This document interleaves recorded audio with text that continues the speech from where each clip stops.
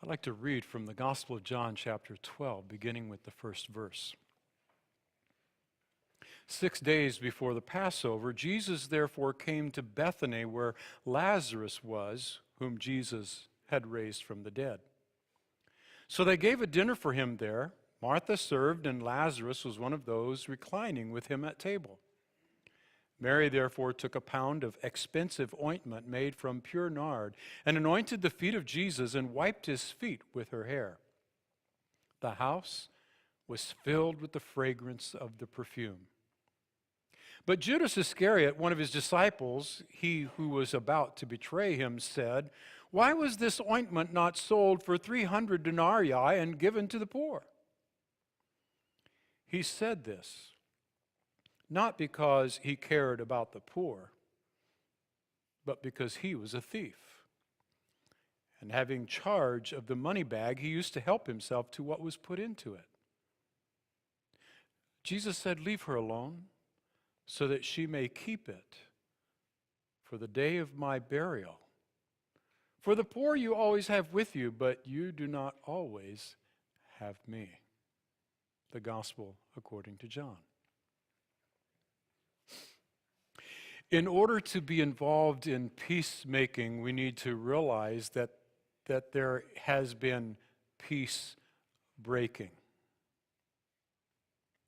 And peace breaking often takes place when we begin to make choices that are made from a spirit within that is there in order to appease or make us feel good about ourselves, or for us to accomplish that we want for ourselves. And so the choices we begin to make, we're making them not for the good of all who are there, but for the good of me. We're embarking on these 40 days of Lent, and I want to ask you this question. When you think of the season of Lent and you think of where we're going to embark upon this period of time, and it's going to take us to Holy Week, and we're going to have Maundy Thursday and Good Friday and then Easter morning. Which character or which person would you kind of pull out and hold up and say, there's a person that made a bad choice? Anybody? I'm not going to give you the answer. You have to choose one. Judas. Yeah. What? Peter? Yeah. Those are the top ones, aren't they? Judas and Peter. There's a sneaky one in the text that I read. Who's the sneaky one in the text that really did not make a bad decision, but actually made a good decision? Who's the person in this text that I read earlier actually made a good decision? Yes, Madison. It wasn't Judas, it was who? Who was the lady that was doing something really special? Mary. Yeah. But let's talk about Judas. That's the one you chose, and I think that's a good one to look at. Why did Judas make the choice of betraying Jesus? Was he supposed to? Why did Judas make the choice to betray Jesus? What's that? Yeah, he was greedy. It was all about Judas, wasn't it? We sometimes forget that. Yeah, Judas was making choices because, similar to this text, he was choosing to say, oh, let's not spread that ointment there. We could have sold that and given the money to the poor, but what he was really thinking was, we could fill the coffers, and yes, we could give money to the poor, but I can rake the top out for myself. Along with that, he really did not believe that Jesus was going to go to the cross and actually accomplish what he, Judas, believed needed to be accomplished. Judas believed what needed to be accomplished was those silly Romans to be conquered, and for those who were following Jesus to be top dog. He wanted to be right there with the right crew, with the right people, to be at the top of the world and have everybody else looking up to him. the thief that he was. Judas made bad choices. He made bad choices because he was serving Judas. What could have happened with Judas to turn his bad choice into something that was good? What could have happened? What could have happened? He could have seen Jesus for who he really was. He could have understood who Jesus really was. Yes, he could have taken the time. He could have taken the time to step out of himself and go, what is Jesus really all about? Who is Jesus? You see, Judas's estrangement now, the problem that Judas now has is that because of his bad choices, he's now separated. He's put a wall of partition between him and his fellow disciples. He's put a wall of partition between him and Jesus. And now he's got to try to figure out a way to get out of it. And what is the way that he gets out of it? He doesn't. Does he? He goes and hangs himself. And we know the rest of that story. It's a sad ending to bad choices. But you mentioned another person by the name of Peter. He made a bad choice, right? He denied Jesus 3 times. Jesus said, Peter, you're going to do it. And before the cock crows, you're going to deny me 3 times.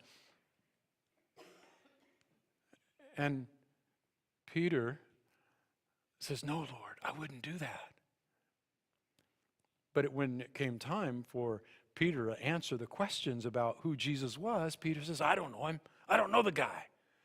I don't know him. Because Peter was protecting himself. When we perceive that we must lie to protect ourselves, we must be careful about whom we are lying to and what we are lying about. And Peter, in order to protect himself, lied about his relationship to Jesus. What's interesting about the Judas story that I just read was in Matthew, the story is the same. Only right after that time in Matthew, Judas goes to the priest to find out what he can do in order to betray Jesus. It's kind of like the straw that broke the camel's back. Judas is going, I'm done. I'm done following Jesus. I'm going to do it my way. You see, peace breaking is when we are so demanding of my way that we send everyone else or others on the highway. You've heard that before, my way or the highway. I know you have never done this, but I have. I have found myself from time to time so engrossed in a decision or a direction or an idea that I can make other people feel as though if we don't follow the direction that Pastor Tony offers, we're done. And that's a very dangerous place to be because we're peace breaking. And what we're failing to realize is the one who truly makes peace for us. And that's what Peter did. Peter realized that he failed.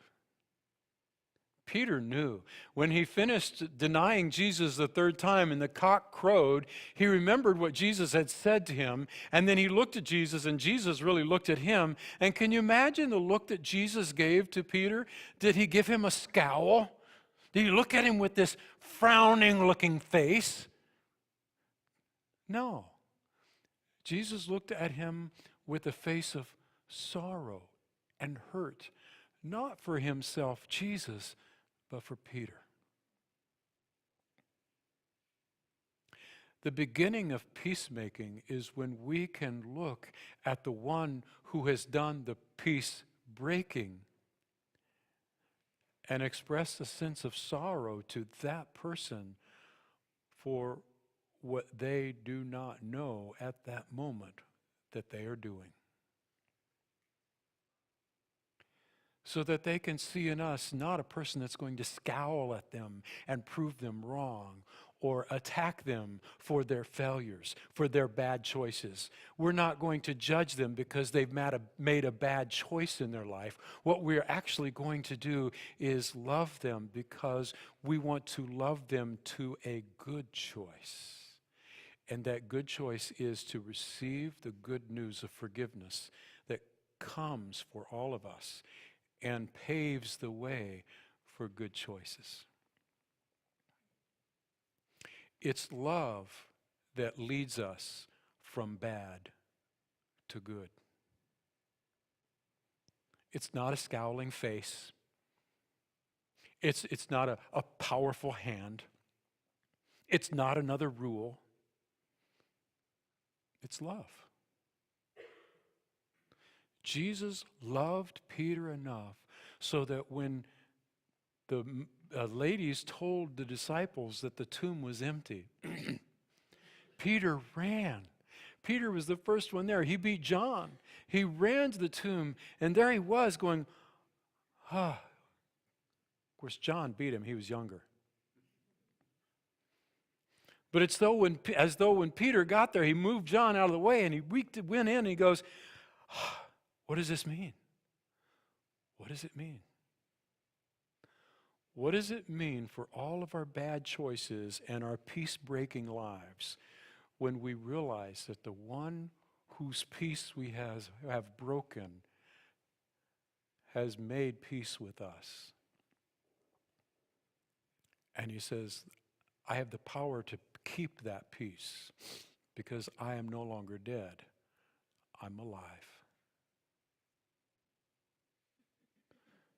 Peter was asked by Jesus in John chapter 21, Peter, do you love me? And Peter says, Lord, you know I do. And he says, feed my sheep. Peter, do you love me? Yes, Lord, you know I do. Tend my lambs. Peter, do you love me? Lord, I've said it twice. Do I really have to say it the third time? And I can almost hear Jesus saying, no, but I'd sure like for you to. Because I want you to know that my love for you is what's bringing you back from bad to good.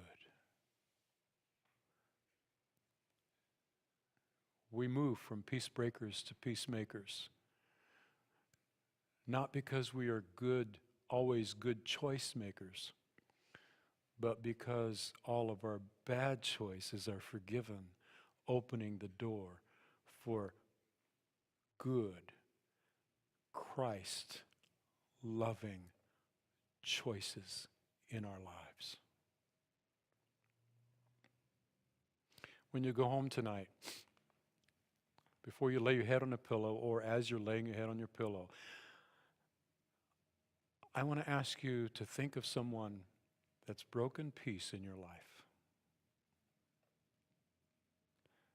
Someone that you need to give that look of Jesus to, that look of love, that look of forgiveness. And ask the God who says to us, I died for you. Will you give it up for them?